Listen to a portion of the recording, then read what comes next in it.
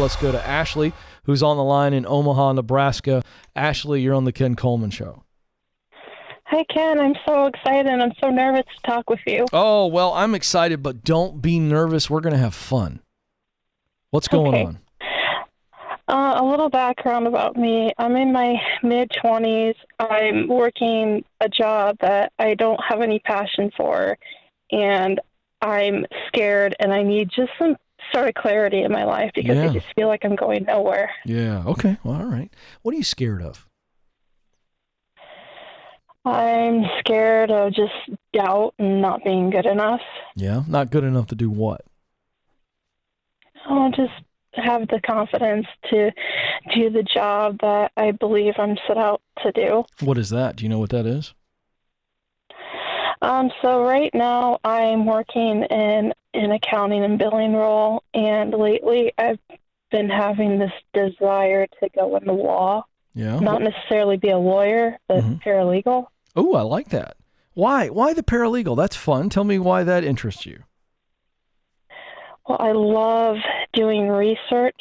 I'm a reader. I'm very analytical. I'm into details, and I love doing research. Mm-hmm.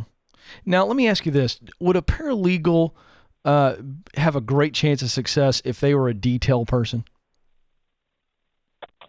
I think so. Would a paralegal have a great chance of success if they were not only into details, but also very analytical?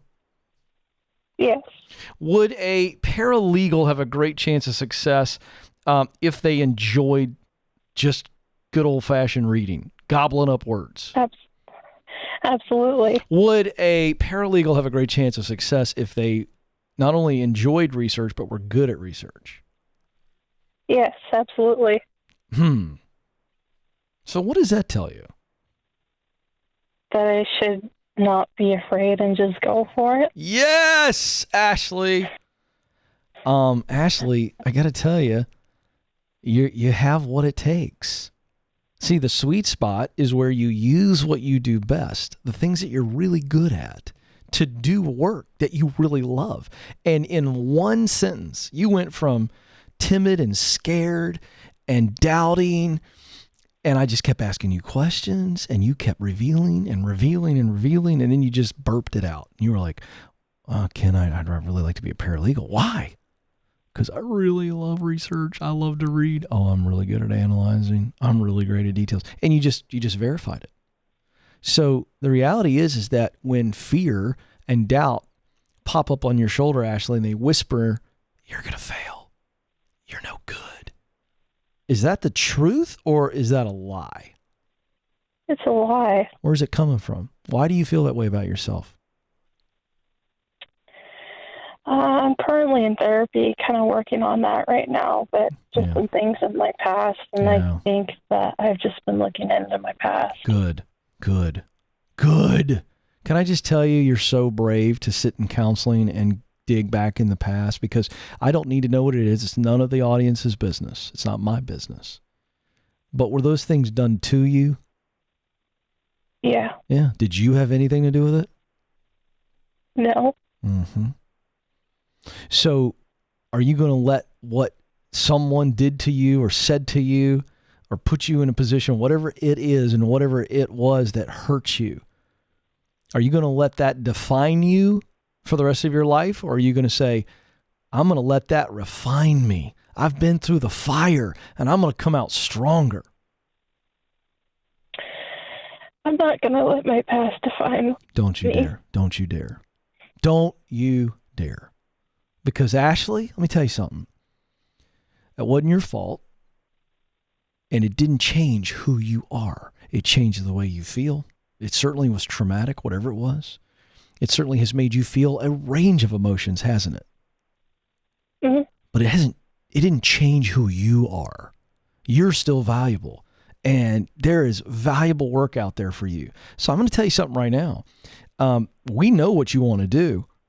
So the question is, what's the best way to get there? And so when somebody gets clear on what they want to do, Ashley, then we start going, okay, what does Ashley need to learn and do to get qualified? Do you know what that is, to be qualified, to get hired as a paralegal?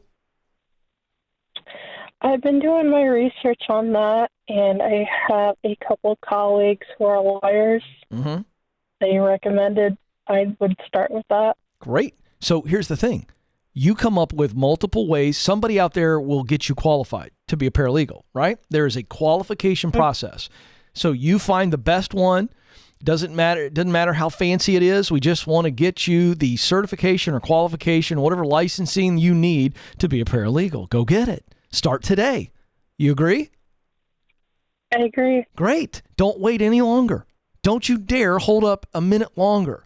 Because I'm telling you, Ashley, you have what it takes to be a paralegal. You know it and I know it. So go. Here's the thing. When you are dealing with doubt and fear, the best thing to do is act in the face of it. So go sign up today. Have you signed up for the classes or whatever it is? I have, and it starts in a year. It starts a year from now. Really? Yeah, this program I was looking at, it's a year-long program. All right. So it starts when?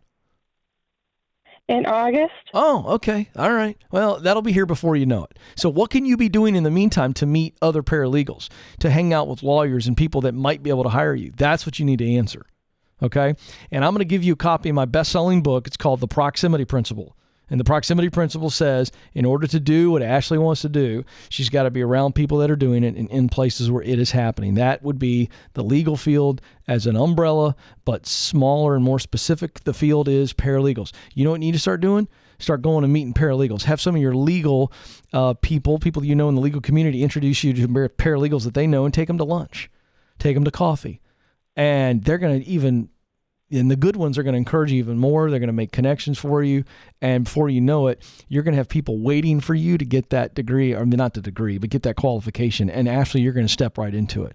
And if you're willing to do this, Ashley, will you call back on the show when you start in that first week or first day as a paralegal? Would you be willing to do that?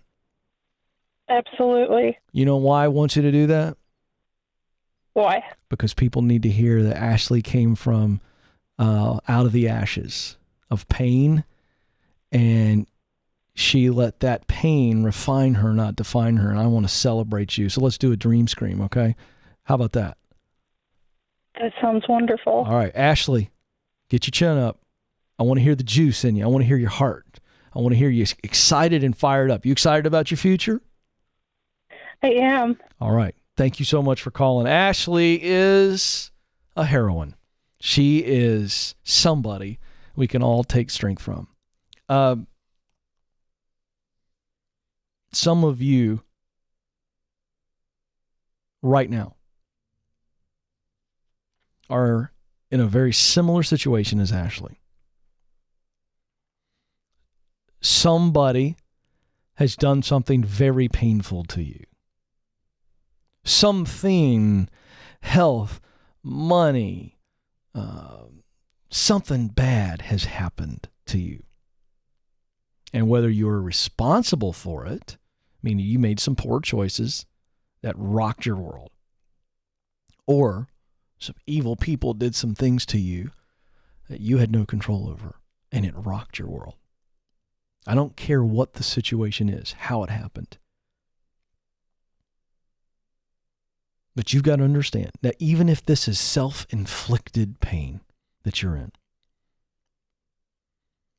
your past does not define you unless you allow it. Now, specifically to those of you who are victims of bad stuff, you didn't choose it. Somebody else did it. But even now, even when you were powerless maybe in the previous situation, you now have all the power. You can get healthy. And Ashley's brave enough to admit that she's getting counseling, and that's huge, and she can get healthy. But more importantly, she has the power to decide, I am not going to be a victim. I am going to be a victor. And I am not going to allow my past to define me. I'm going to let it refine me.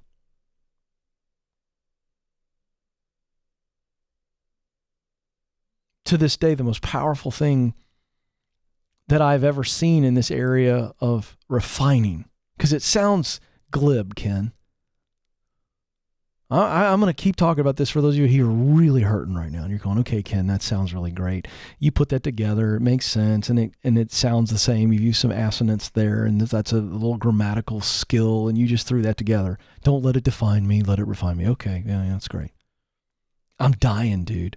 I'm dying, Ken. Well, let's just give you a real world example. When I was a kid, I saw a blacksmith do blacksmith stuff for the first time. It blew my mind. And it was years later when I realized the power of the illustration of a blacksmith. Now, you think of a horseshoe, you think of some type of rod iron. You think about how strong that is right now. I want you to just envision how strong that piece of iron is. I mean, Joe, I've seen blacksmiths make old school rakes that will never break. You know what I'm talking about? Like you could stab somebody and go straight through them. Rod iron, strong. Horseshoes, strong. How do they make them? Well, they take the inanimate object, doesn't have a shape, if you will. Maybe it just looks like a rectangle of steel and iron, right? And then they put it in the fire. And with the fire, the heat, the intense heat of the fire doesn't destroy it. It puts it in a position to then be molded, oddly enough. Now, the heat is intense, but it keeps getting more intense because they pull it out of that fire and it goes from that half of the iron is black, and then the part that's on fire is bright orange.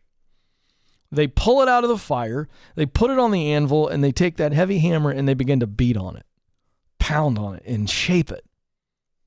It is only through the fire that the iron can then be molded. But the molding only happens with the pounding. Now, you can look at that and go, okay, I get that. That object can't feel anything. I'm a human being, and I'm in the fire, and I'm getting pounded, and I'm barely hanging on. I get it. I've been there. But for those of you that are in the middle of it, I'm telling you, I've walked through it and come out on the other side, and I'm telling you, you will get through this. And while you may not be able to control the fire and the pounding, you can withstand it. And when you get out, allow it to mold you for the future, not let it define you. That's what I mean. Grab that. Get that. Embrace that. And hang on. And Ashley is doing that. Way to go, Ashley.